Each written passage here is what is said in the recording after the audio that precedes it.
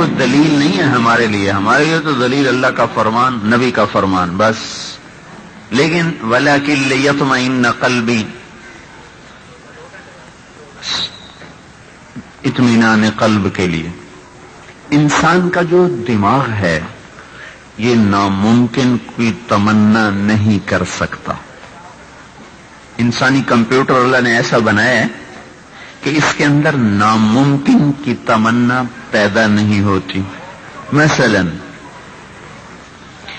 کوئی دنیا کا امیر، غریب، ان پڑھ، پڑھا لکھا یہ کبھی تمنا نہیں کرے گا کبھی 2 اور 2 5 ہوتے، کبھی یہ تمنا نہیں کرے گا کبھی 2 اور 2 5 ہوتے، کبھی 3 اور 2 7 ہوتے.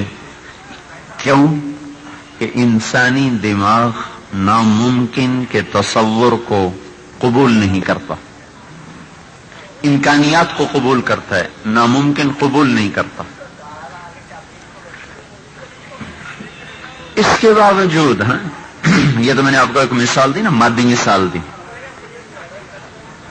لیکن اس کے ساتھ ساتھ وہ دیکھتا ہے کہ لوگ جوانی سے بڑھاپے میں اتر جاتے ہیں، پھر بھی تمنا کرتا ہے کاش ہمیشہ جوان رہوں. لوگوں کو مرتے دیکھتا ہے پھر بھی تمنا کرتا ہے میں نہ مروں. یہ ناممکن کی خواہش کیوں پیدا ہو رہی ہے؟ چاروں طرف غم کی گھٹائیں دیکھتا ہے پھر بھی چاہتا ہے میں ہمیشہ خوش رہوں. والضحى واللیل، اللہ تعالیٰ نے 2 قسمیں کھائی، ایک والضحى ایک واللیل. دن کے ایک حصے کی قسم کھائی ہے، رات پوری کی قسم کھائی ہے. والضحى دن کا ابتدائی حصہ یعنی چاشت تک. اللہ نے کہا مجھے دن کی قسم، لیکن دن کے 1/4 حصے کی قسم. واللیل رات پوری کی قسم. اس پر ایک تفسیر ہے روح البیان، عام طور پر ملتی نہیں چونکہ اس میں کچی پکی باتیں بہت ہیں. تو علامہ بروسوی یہ گزرے ہیں تو، لیکن ان میں بعض باتیں ایسی ہیں جو کسی تفسیر میں نہیں ملتی، بعض چیزیں ایسی جو کہیں نہیں ملتی وہاں مل جاتی. تو انہوں نے والضحى اور واللیل میں سے ایک نقطہ یہ نکالا ہے کہ دن چوتھائی، چونکہ روشن ہوتا ہے نا، رات اندھیری وہ پوری. تو یہاں یہ اللہ تعالیٰ بتانا چاہتا ہے کہ یہاں روشنیاں یعنی کہ خوشیاں وہ بہت تھوڑی ہیں، اور اندھیرے یعنی کہ غم اور پریشانیاں یہاں بہت زیادہ ہیں. تو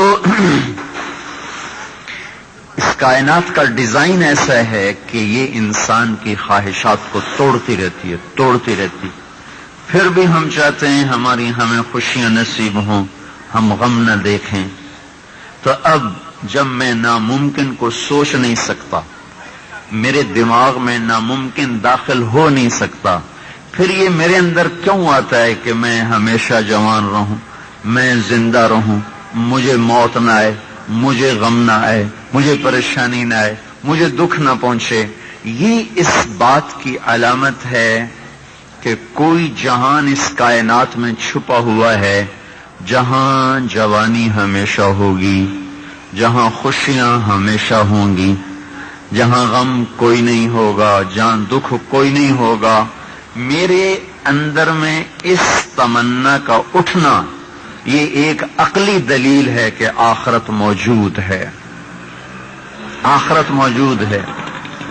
پھر اس کے برعکس انسانی تمنا ہے کہ مجرم کو سزا ملے، مجرم کو سزا ملے. لیکن یہاں تو اکثر مجرم آزاد پھرتے ہیں، جیلوں میں ہمارے ساتھی گشت کرتے ہیں. 70% لوگ بے گناہ پھنسے پڑے ہیں، صرف 30% مجرم ہیں، اور ان کے بھی چھوٹنے کے ہزاروں راستے ہیں. کیونکہ پاکستان کا قانون ہی ایسا ہے کہ انسانوں کا بنایا ہوا، انسانوں میں سے بھی غیر مسلم کا بنایا ہوا، وہ بیچارہ کیا جانے عدل کیا ہوتا. انسانی فطرت ہے کہ مجرم کو سزا ملے، چلو ہم نے ایک کو پکڑ لیا، پاکستان کی کمزور عدالت نے بھی اس کو پھانسی کا حکم دے دیا، اس نے 10 قتل کیے ہوئے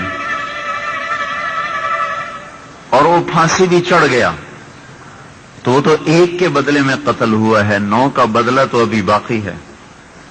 یہ اب کس سے لیں؟ کبھی کبھی آپ اخبار میں پڑھتے ہیں نا 10 دفعہ پھانسی کی سزا، اور 10 دفعہ کس کو پھانسی دیں گے؟ یہ تو پہلی پھانسی پہ ہی مر گیا، تب مردہ کو دیتے رہو 1000 دفعہ پھانسی، اسے تو کچھ پرواہ نہیں۔ الشاۃ المذبوحۃ لا یلمها السلخ، جو بکری ذبح ہو جائے اسے کھال کھینچنے کی تکلیف کب ہوتی ہے؟ تو یہ ایسا ادھورا جہان ہے کہ نہ خواہشات کی تکمیل ہے، نہ محنت کا صلہ ہے، نہ جرم کی سزا ہے۔ 100 آدمیوں کا قاتل ہے، پکڑا گیا، وہ جو ایک دفعہ پھانسی چڑھے گا تو باقی جو 99 ہیں وہ بدلہ کہاں سے لیں گے؟ تو اللہ نے ایک جہان کہیں چھپایا ہوا ہے جہاں پورا پورا بدلہ ملے گا۔